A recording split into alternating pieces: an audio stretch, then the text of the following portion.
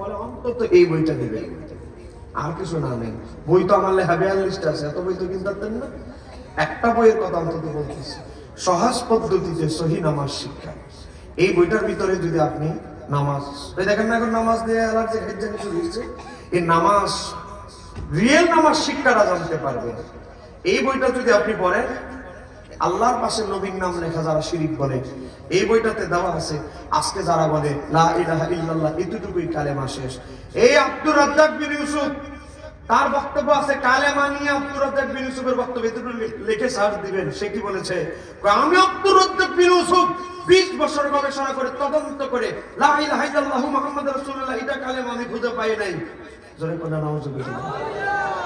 যেই বেচারা কালেমাই খুঁজে পায় নাই, এর কপালে কি হেদায়েত আছে? কালেমাই বেলা খুঁজে পায় নাই 20 বছর পরে। এবার চিন্তা করেন কেমন হুজুর।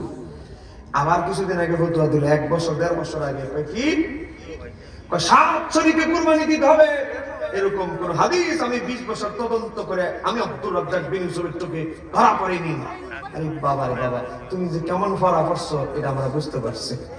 অথচ সহিহ মুসলিমে হাদিস হযরতে জাবির ইবনে আব্দুল্লাহ রাদিয়াল্লাহু তাআলা থেকে বর্ণিত, আমার নবীর সাহাবী হযরতে জাবির ইবনে আব্দুল্লাহ বলে, একবার আমরা নবীর সাথে যুদ্ধে ছিলাম, আমরা 7 জন একটা বাকারা গরুতে 7 জন 10 জন ওটের ভিতরে আমরা অংশগ্রহণ করেছি।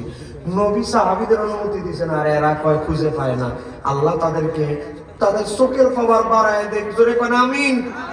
এই বইটার ভিতরে 9টা মতো ওযু, গোসল, তায়াম্মুম, এরপরে ফরজ নামাজ, ফরজে কাফায়া নামাজ, ওয়াজিব নামাজ, সুন্নাত মুআক্কাদা নামাজ, 32 রকমের নফল নামাজ এখানে আছে।